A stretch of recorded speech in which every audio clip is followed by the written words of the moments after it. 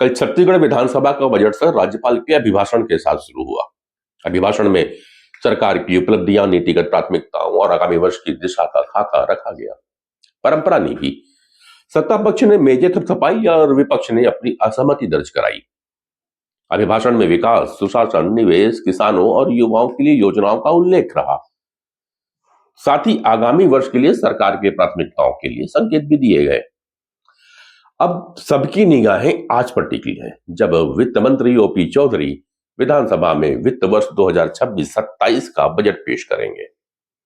इस बार बजट में जल बोर्ड गठन, जी राम जी यानी कि गारंटी फॉर रोजगार एंड आजीविका मिशन ग्रामीण योजना के तहत ग्राम पंचायतों के विकास, स्टार्टअप और एमएसएमई को बढ़ावा देने के साथ साथ राजधानी को मेट्रो सिटी के तर्ज पर विकसित करने जैसे बड़े ऐलान संभव माने जा रहे हैं।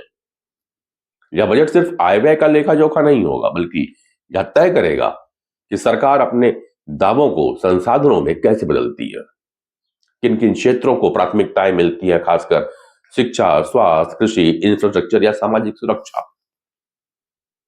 रोजगार सृजन के लिए ठोस प्रावधान क्या होंगे, राजकोषीय घाटा और कर्ज का स्तर किस दिशा में जाएगा।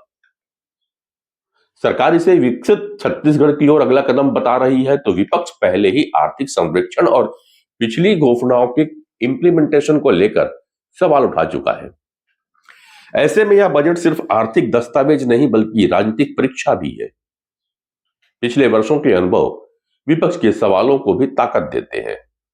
यदि स्वीकृत राशि खर्च नहीं होती, यदि पद रिक्त रहते हैं, यदि योजनाएं धरातल तक नहीं पहुंचती, तो बजट की विश्वसनीयता पर प्रश्न तो उठते हैं। आज वित्त मंत्री के सामने दोहरी चुनौती है, एक राजकोषीय अनुशासन बनाए रखना और दूसरा विकास की गति को तेज करने के लिए पर्याप्त संसाधन उपलब्ध कराना।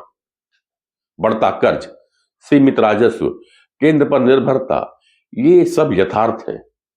ऐसे में संतुलन साधना आसान नहीं। सबकी नजर इस बात पे भी रहेगी कि क्या शिक्षा, स्वास्थ्य को पर्याप्त प्राथमिकता मिलेगी या नहीं, क्या रोजगार के लिए ठोस प्रावधान होंगे, क्या कृषि और ग्रामीण अर्थव्यवस्था को वास्तविकता राहत मिलेगी, और क्या सामाजिक योजनाएं सिर्फ घोषणा बनकर तो नहीं रह जाएंगी, बल्कि खर्च बनकर सामने भी आएंगी। आज सदन में जो दस्तावेज प्रस्तुत होगा वह तय करेगा कि कल के अभिभाषण के शब्द सिर्फ औपचारिकता नहीं थे, यह भविष्य की ठोस तैयारी भी थी।